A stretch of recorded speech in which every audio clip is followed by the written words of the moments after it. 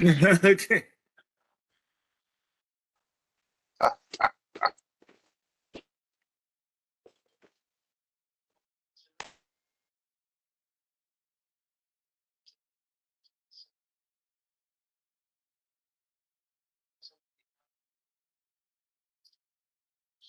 Received one request from Director Curtis after the posting of the agenda.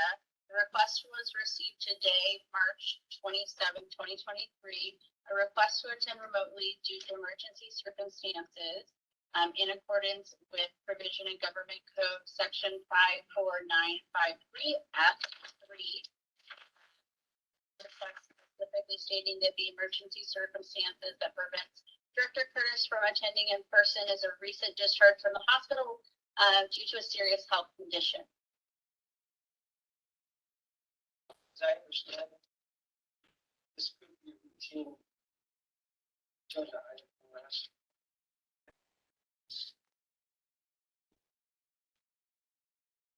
Discussion.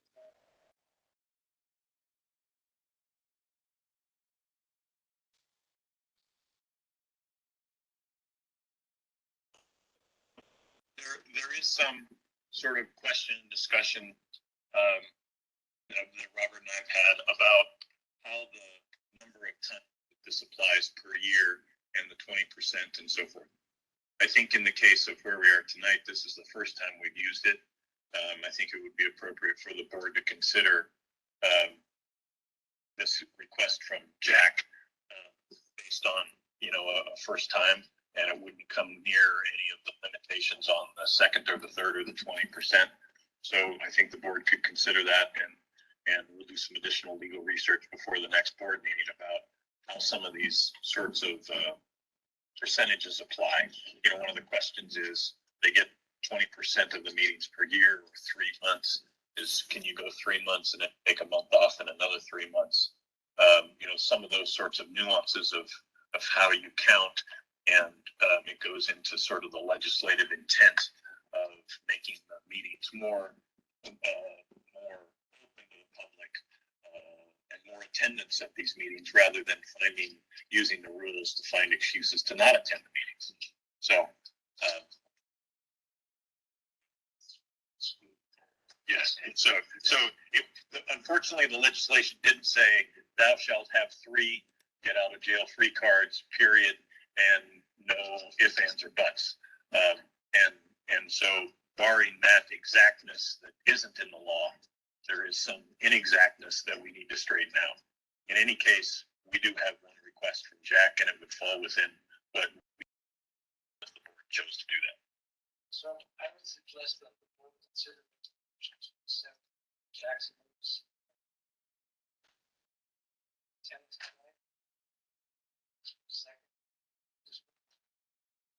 So that would be the process is, of course, going back and looking at it. We need to have a quorum here, which we have, since we have 6 members here. And then the quorum, or those directors in attendance, it's a vote, whether or not you accept the request from a particular board member on a particular night. In this case, there's 6 of you here. The 6 of you get to make a motion, make a second, vote on whether or not you accept Jack's request, and that's a board decision, and then we go from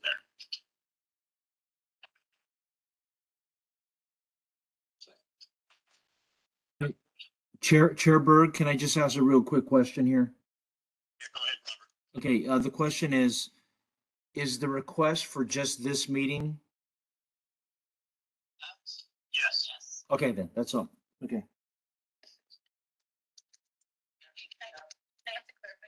is that the case that we were under the impression that it's a per meeting request, that you can't request them in advance because you can't pre-predict things? Is that true or false?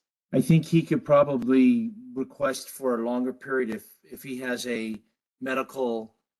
It's almost like a doctor's note saying, hey, you should stay put for the next 2 weeks or 4 weeks or 5 weeks or whatever the case is.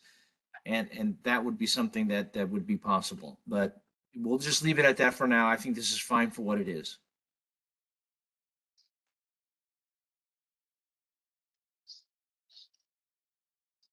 His request was just for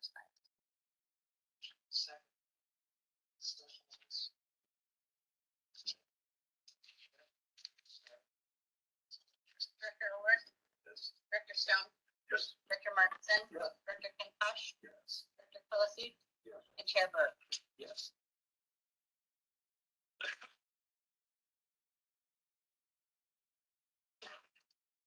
Let's move on to item.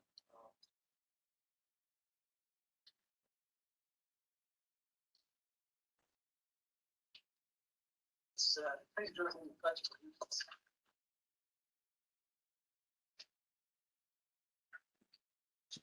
To the flag, States of America, to the republic, which stands, one God, indivisible, with justice for all.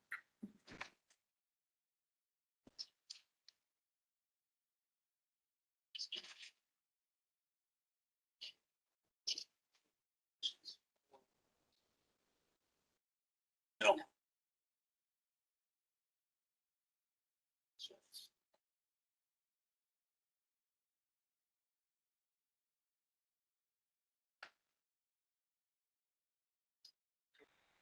Consent items, all consent items are considered in the same motion. Have Jack on the. Jack?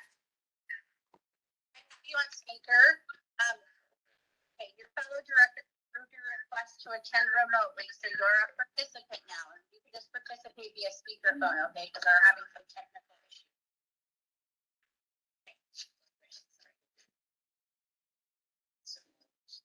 Consent items.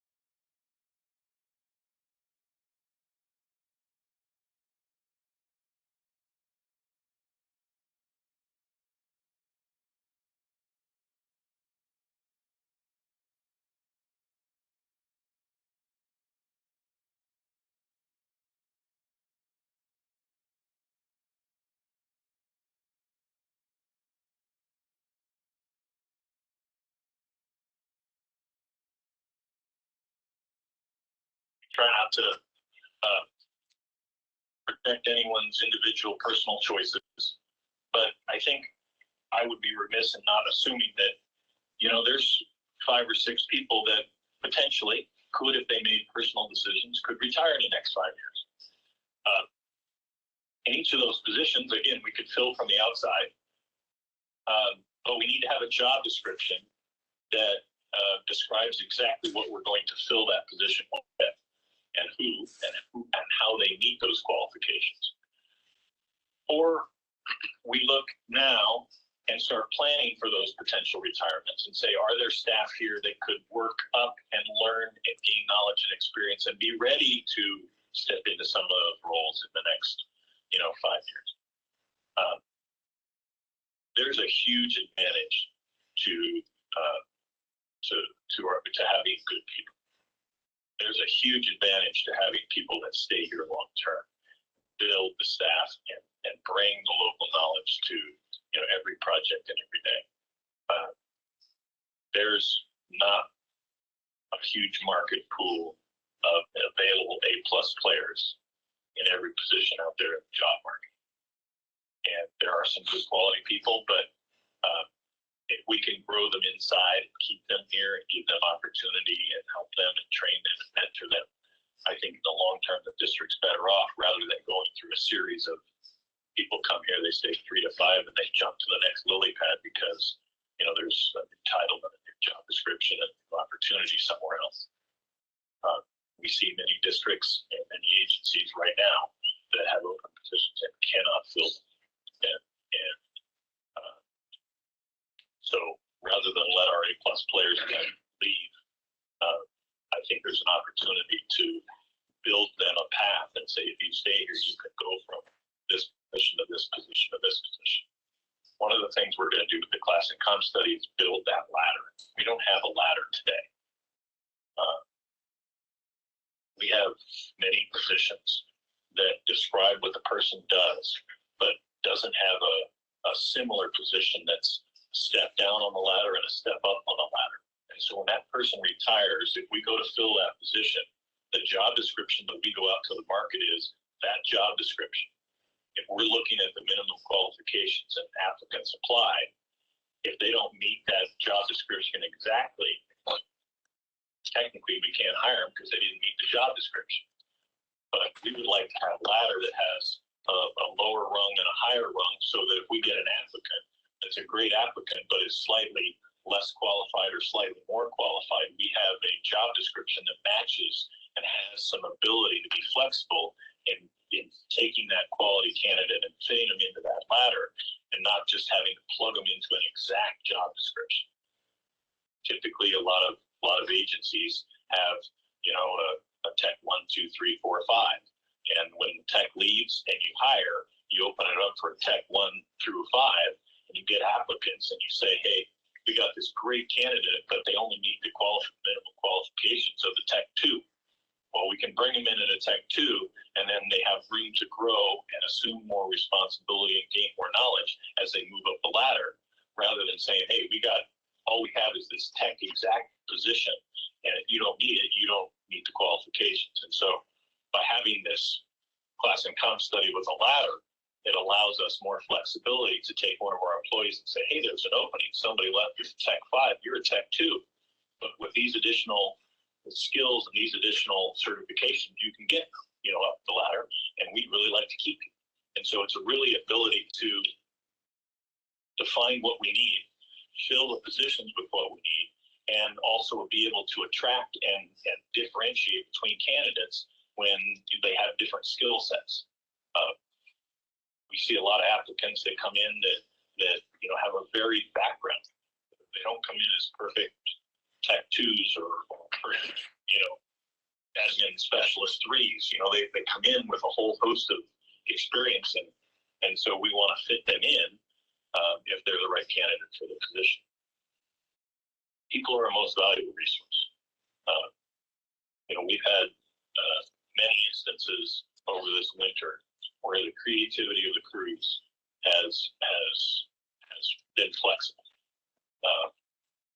Since early January, our system has been running not like it was designed.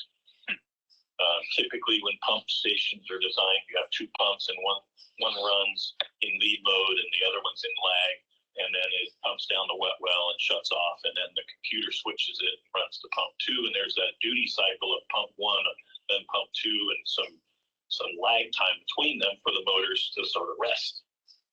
We've had some pump stations that have been running almost full time since January. No lead lag. Sometimes both pumps on because the flows are excessive, and so that's the high sort of mode. And occasionally we've had situations where it required a little helper pump. And so down at Little Santa Ana, we've had a system that's run for years, and it's great and it functions fine.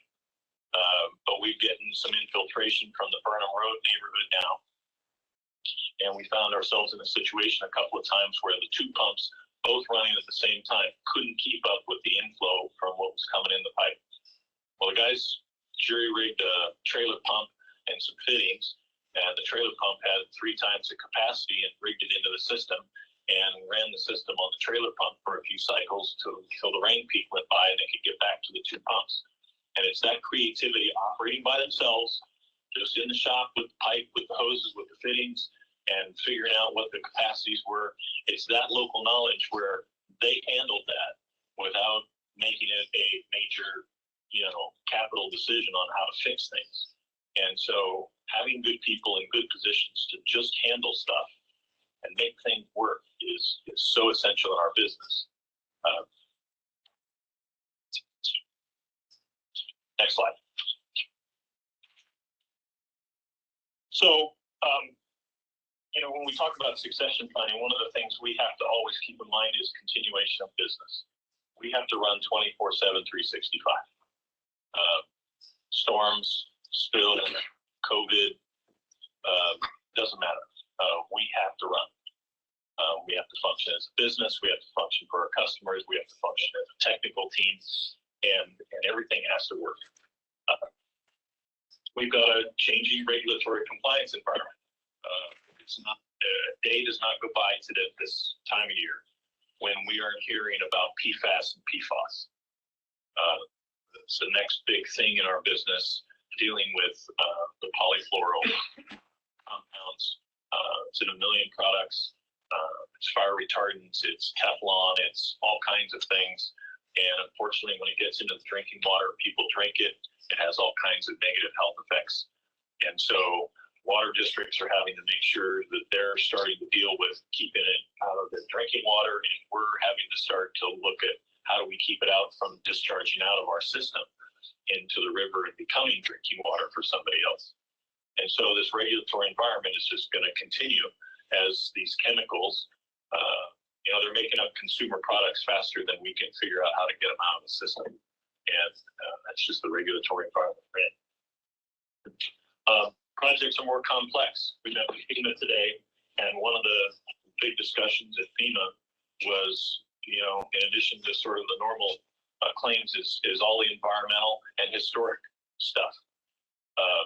They want to make sure that while we're doing our work in recovery mode, that we're not stomping on the environment or historical artifacts or historical areas, taking into account cultural resources, archaeological resources.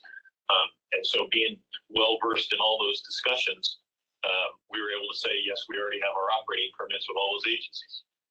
Fine, check the box, we're done. But we got to make sure that when we go do the work, we're looking for red-legged frogs and blunt-nosed lizards and all kinds of other stuff, because that's just part of the environment we're in. Brown Act audits, government process, it's just becoming a part of the language that we live. Doesn't really matter where we are. Those are some things that we're doing.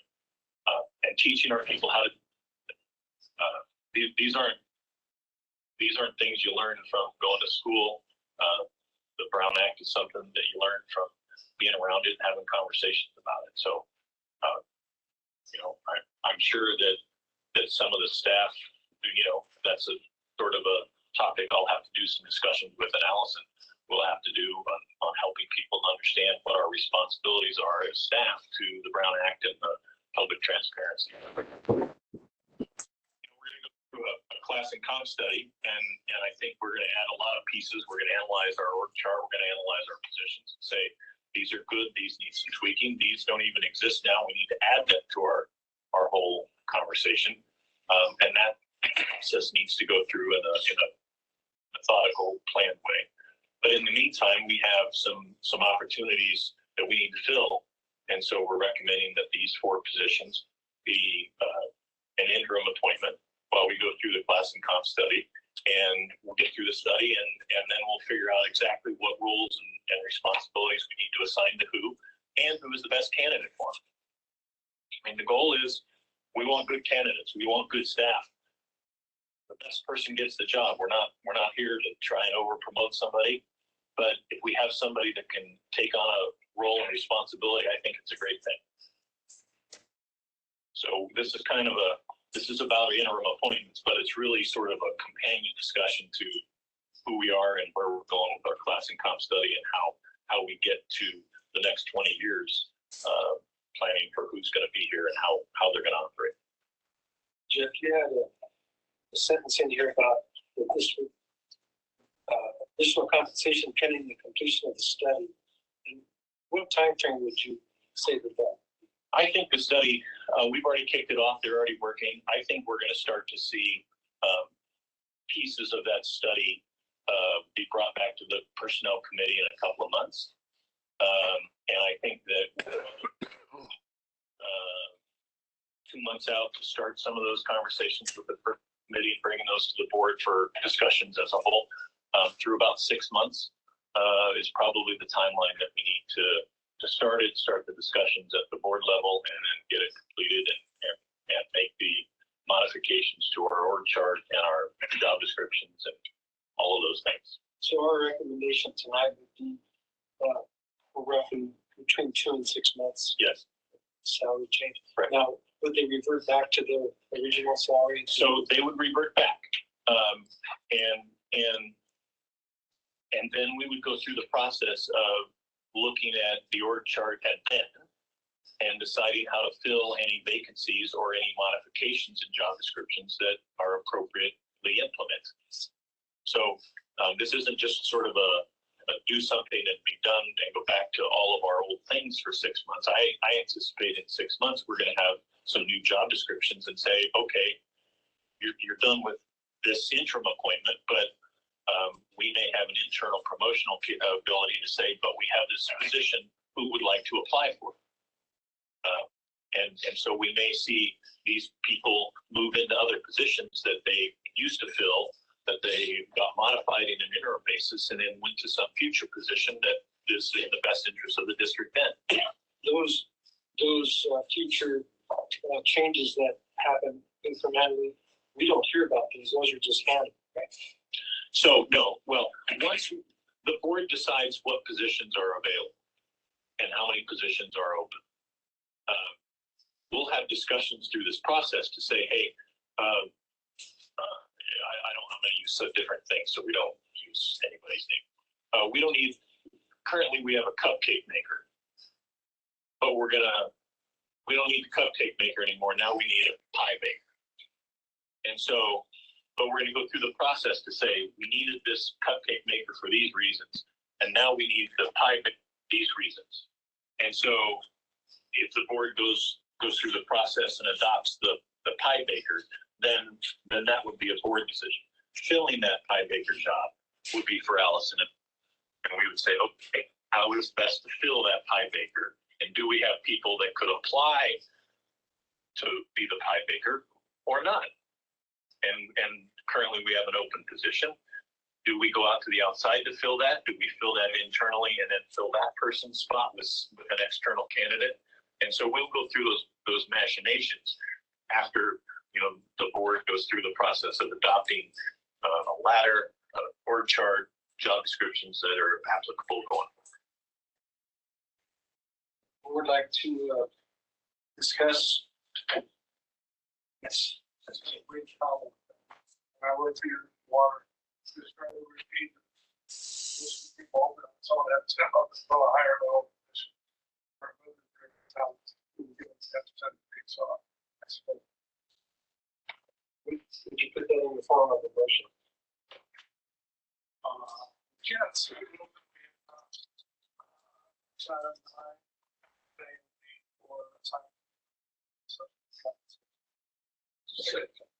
Great. No, I'll second it. So who are we taking as a second? Because we have multiple seconds. Director Stone? That's who I heard, but I heard the sort of an echo. Would be any further discussion on this subject? Okay, also, we do have a motion and a second for approval of item 9A and B. Please take note. Director Curtis, Yes. Director Quillisi, Yes. Director Kentosh, Yes. Director Martinson. Yeah. Director Stone, Yes. Director Ulrich, Yes. and Chair Bird. Yes. Thank you. Okay. Moving on to item 10. Contract number 2023-26 NPDES permit renewal assistance, Larry Walker and Associates. Jeff. So every 5 years, we have two operating permits. We have a permit to operate the collection system. It's in a series of documents how we operate a collection system and various reports we have to maintain. And we have an operating permit for the treatment plant.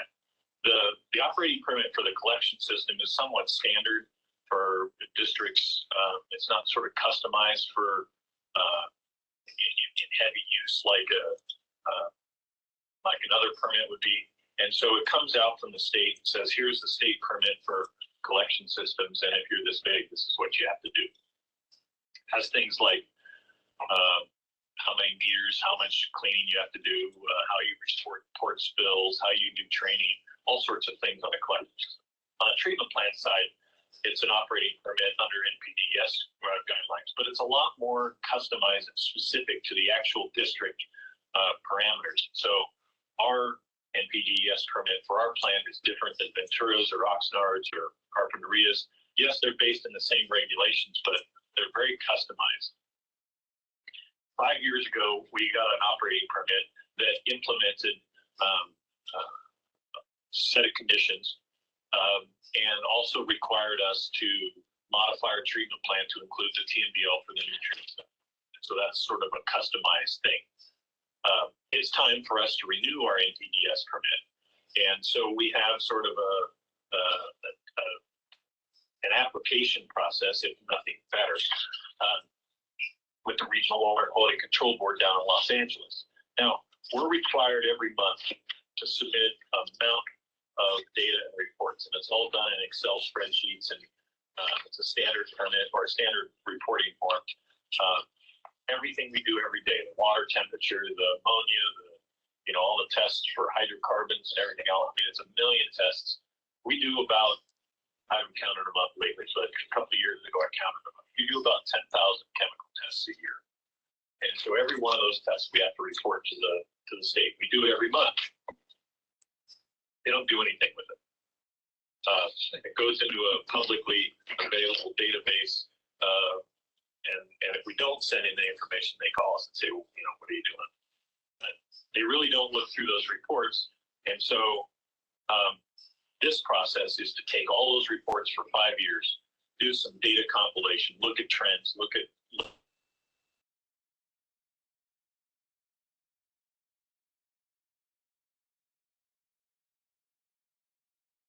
done for the past 5 years. Here's what the water quality data says, and here's what the receiving water data says. We have to test the river, and here's the impacts we're having to the river, both upstream and downstream. And we have to put all that big compendium and send that to the regional board. And they say, that's great. We want you to lower this and add this and do this. I fully expect us to probably have everything we've got today, plus with some added testing, not limitations on testing. It's kind of like they They analyze your data for a while before they impose something. I fully expect us to have some additional testing for this whole PFOS, PFAS world. They're going to come in and say, okay, now you have to do these tests monthly, these tests semi-annually. And so they take all that data and then they write us a new operating permit that goes into effect, I believe, on July 1st for the next 5-year period. This really is to help us compile all the data in the form that they want to see it and make sure that we're submitting everything and we're not missing anything in the package and in all the information going to the regional board to make sure that it's all included. Larry Walker does a ton of work in this arena. They're uniquely qualified, I think, because of a couple of things. First, they've been working with us since before the TMDL got implemented, way back before my time in 2010. They know our capabilities and our system intimately. They also have done quite a bit of work on the river itself. And so they know the receiving water requirements and where the sensitivities are in the receiving waters for certain constituents. Temperature, nitrates, algae are all real big topics on the Ventura River. And they know and have, other work they've done with other agencies and other studies. So it uniquely positions them to say, well, here's your data and here's how it plugs into the regional board requirements. Here's how it plugs in to the overall environment of the Ventura River watershed.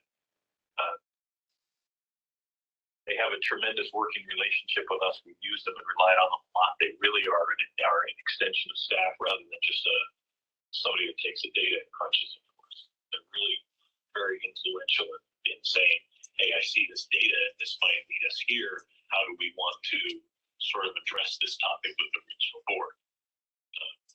Salts are an issue in the Ventura River. Nutrients and algae are an issue in the Ventura River. PFOS and PFAS are becoming, an issue everywhere. And so it helps us sort of plan and figure out how to deal with some of these regulatory issues. Thank you. Any comments from our directors tonight? Tam? Any discussion? Pricing is competitive here. They are very competitive, but they also know exactly what we need. Their positionings they know what it takes to get through the process at the regional board and help us achieve a permit that is as least onerous as possible.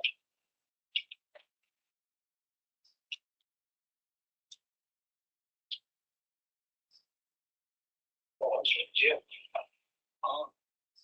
Just have some news and it's a tremendously complicated question because this is the first step. We just finished, or we're in the process of finishing the enormous big plan upgrade. And now the salt of the regional border, what's next? It's elevating the water. So this probably is the first step towards what is our next requirement as far as control our plants. We see every 20 years plant. So look at the complexity in this question with all these chemicals in it. My overall impression is that $45,000 is, I want to say it's not enough, but I would not find the number was high. Anything else that we would point at that be about mass? No, I don't think so. As an engineer, we typically design things to last, 40 or 50 years. I mean, that's sort of the horizon we all sort of approach design sort of systems. And we built the plant in 63, and then we built it in 72, 82, 96, and now we're doing it again in 2020. So we've already rebuilt the plant 4 times in 65 years or 60 years. So we're not getting the 50 years out of what we do at the plant because the regulatory environment is changing faster than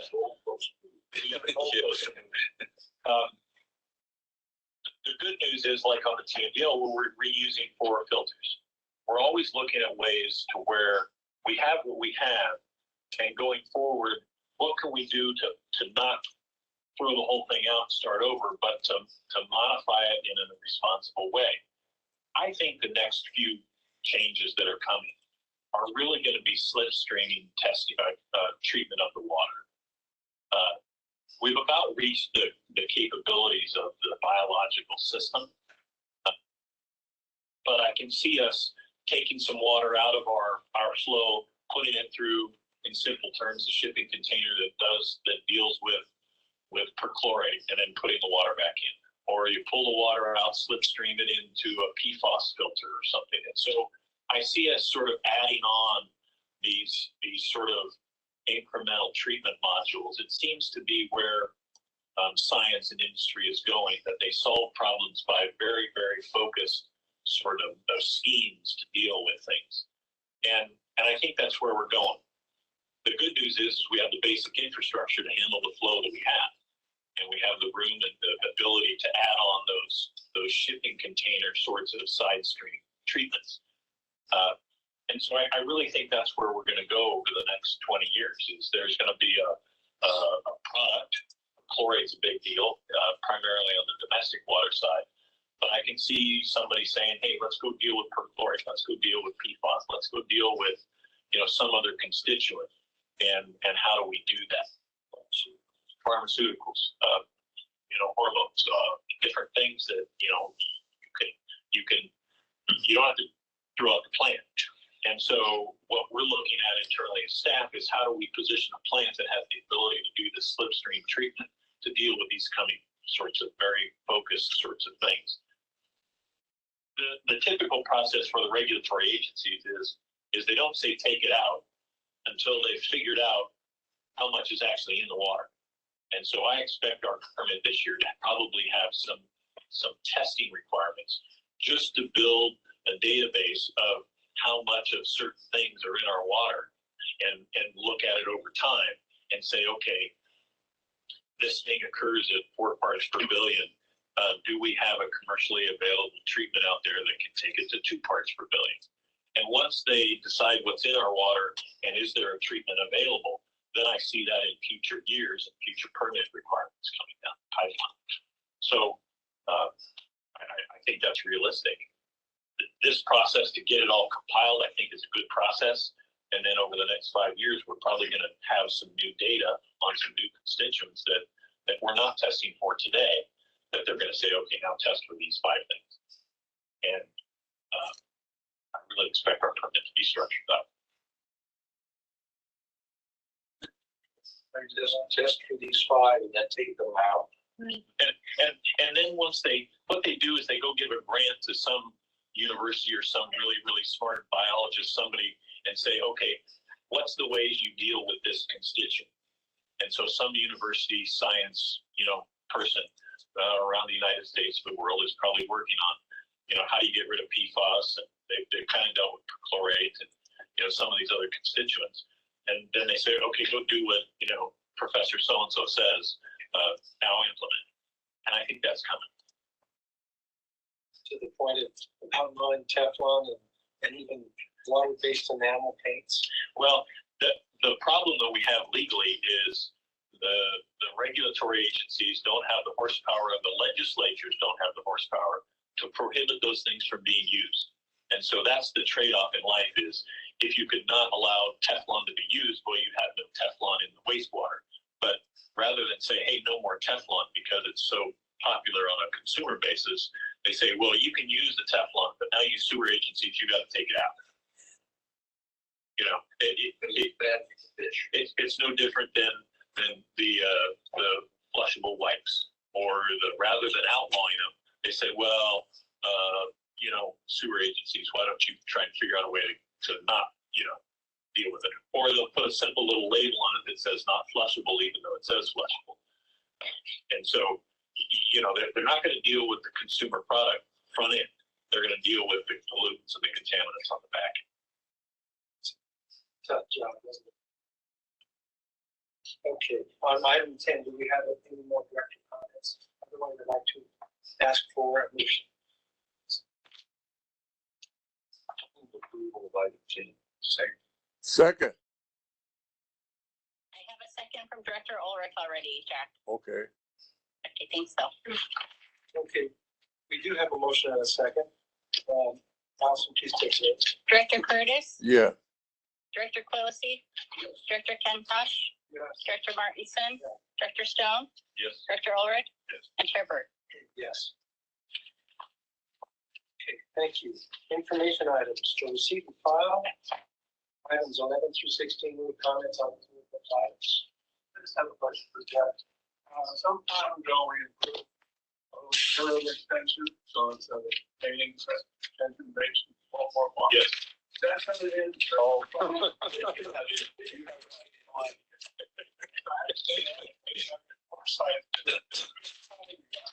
You know, We had a deep lake over there. we had, you know, in some of the storms, we were running our filters at max, which is 7.5 MGD, and we had 12 coming in peak flows. And so during those peak flows, they shave that, they treat it and deposit the treated water, but not filtered water in the pond. We had pushing 4.5 million gallons in the pond. And to the point when you drive in the front gate, you were driving through, you go over the speed hump that kept the water in. And be driving through 3 or 4 inches of water to make it to the office. If we had any weight caps on the lake, it would have gone over the top of the curve. And you know, the guys have been creative with when they divert water, how they divert water, how they bring back, how fast they bring back the water when they get windows of flows dropping. You know, we pushed the limit this year. Historically, the rainfall, we're rivaling 96 as the highest rain ever that we have seen. We still have this week coming. You know, the forecasters say a tenth or two of rain, which, you know, if they're wrong and we get half an inch, we love it. But it's not 5 inches and they're wrong and we get 10. Okay, let's move on to item 17. Any board member comments? I just have one comment. I'm also here with Jeff today on Mercury Buildings and Mercury Safety by Brown.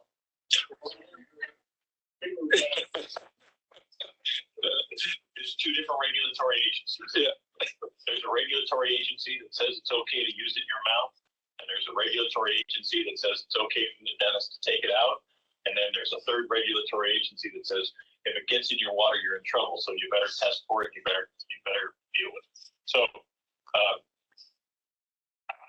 you know, we deal with this whole host of competing regulatory agencies. You know, in the simplest terms, some say recycle our water, some say dump it in the river. And those choices are made by people other than us. So if somebody said it's okay to use mercury, and somebody says it's not okay to put it in wastewater. Left hand, right hand, and through. I want to ask about the actions.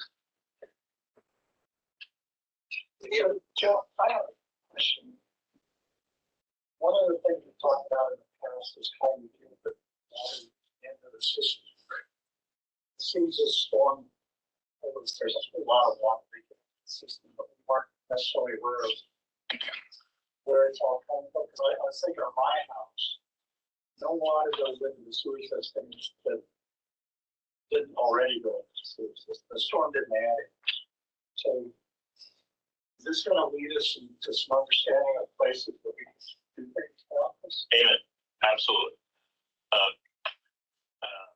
We knew historically, because of flow meters and change from normal daily flow to storm flow in certain areas, we knew historically that the city of Ojai had a leaky system.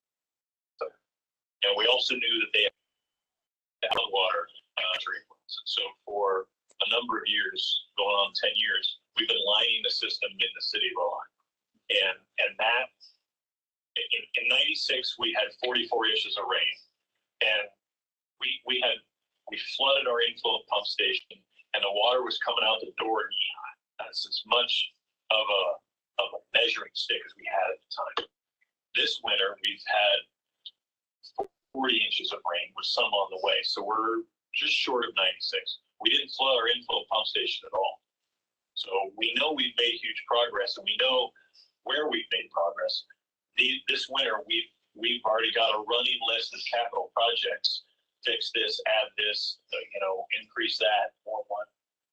One of the unfortunate things the spill on Creek Road showed us was when there was no flow in the Creek Road pipe at all, because it was all going in the river, we were able to CCTV portions of Creek Road from the spill down, and Old Creek Road from the winery down through the Girl Scout camp.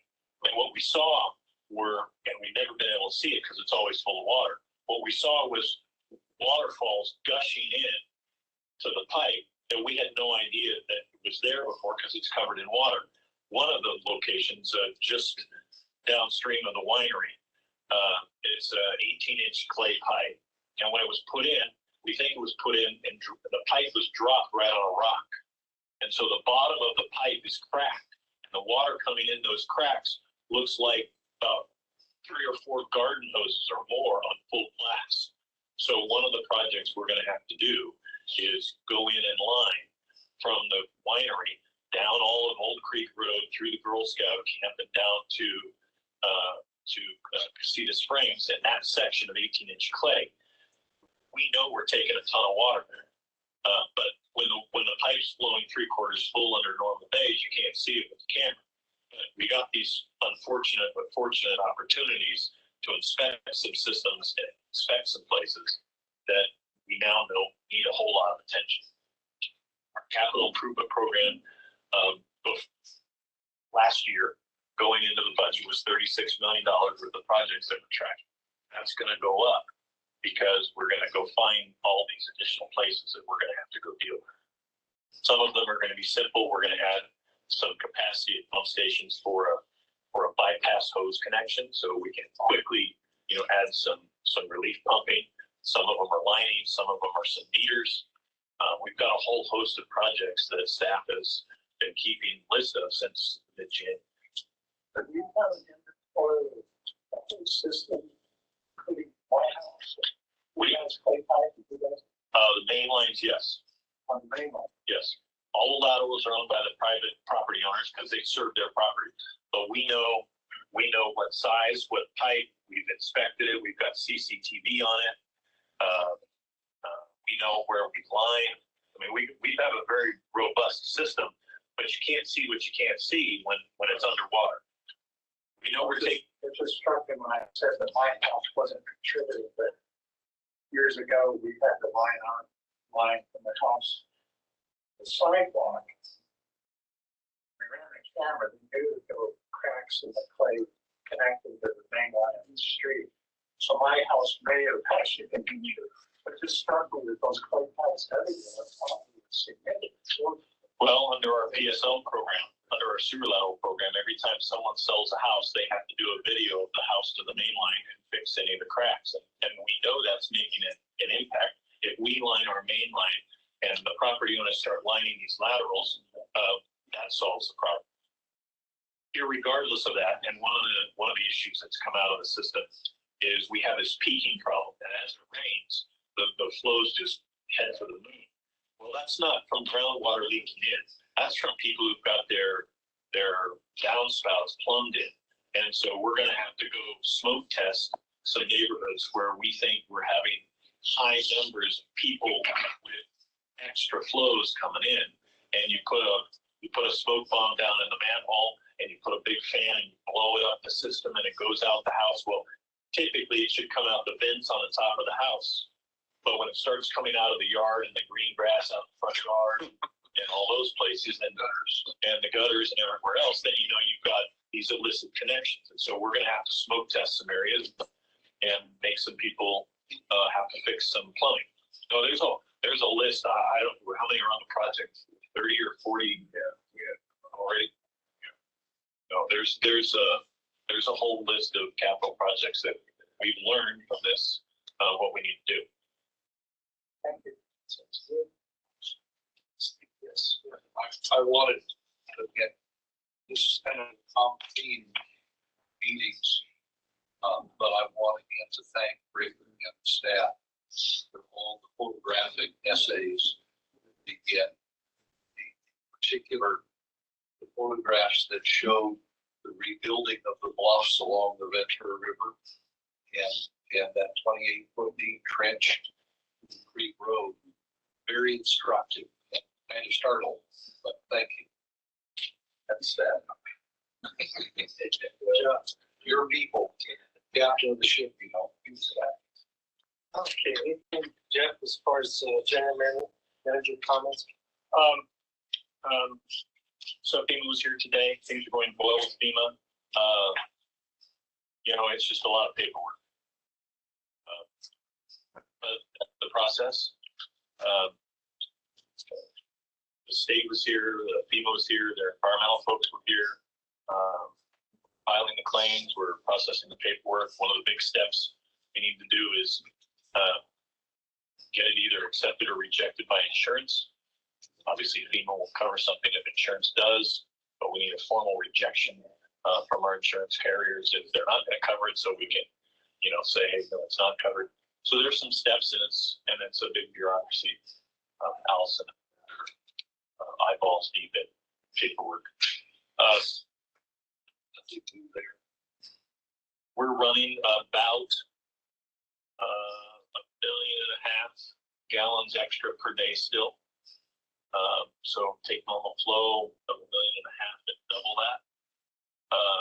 That's our sort of, you know, our effluent would run 1.4 to 1.45 before the storms and everything. We're running, you know, over 3 some days. On rainy days, I think our biggest effluent day was 6. So we've been pushing a lot of water through the plant. A lot of the pumps, again, like I said, have been running a lot harder than they normally would. We've had a couple of pump failures, but the guys have figured out how to jury rig around it. Those pump trailers that we have have absolutely been worth their weight in gold. We had a couple of them running at the plant nonstop for 5 or 6 days straight. So, you know, we got a lot of little quirky tools, but everything's being handled. We have had I haven't looked at the reports or the lab data. We have had a few days where we exceeded our turbidity limits. The regional boards called us a couple of times and said, how you guys doing? Aceto had a spill, Fillmore had a spill. Everybody's been running pretty hard and strong. Our turbidity limit is 2. And we've had a couple of days, I think we've been up over 2.5. So it's kind of like clean water with a little bit of silt in it going into the river that's full of mud, but it's still a violation and we have to report it. But it's been manageable. So I think things are hopefully coming down.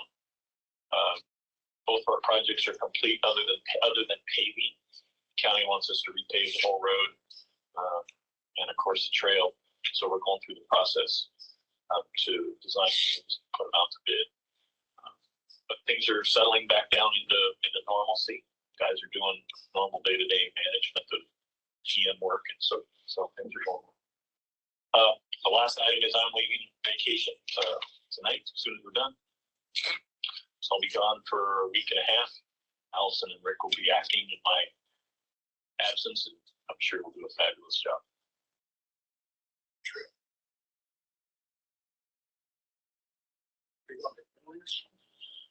We're going to Rome, Athens, and Istanbul.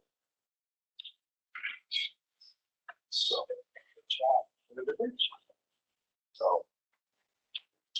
going to Rome over Easter, which should be interesting. And then Istanbul, well, you know, it's an interesting part of the world these days. Question. Question, Jack. Yeah, Mr. Jeff, are we gonna get some upfront money from FEMA? Nope. We have, one of the reasons we have our reserves is we are in a phenomenal position to be able to pay these costs and these damages out of cash flow, out of our reserves. It's exactly why we do this. I think we're in very good position to get reimbursed within potentially the first checks coming in maybe 90 days. We should see a big chunk of it probably before 6 months. I think it'll be handled very, very well. The process we're following is pretty detailed, and we're well up the power curve. Do you, never mind. I'll even go there. Well, I just like to say one thing. We talk about what we have to do and what the regional board requires us to do. But if you go back to when the agreement that was made when we built the retreatment plant, we got the grant from the federal government for 75% of it. The state government gave us 12.5%. And then we had to put up 12.5% of our money. But the agreement was to get that grant, you had to sign off on the fact that you were going to operate and maintain that plant according to the rules and regulations as they came along. So when they change the rules, we are obliged to do it. So there's no getting around it.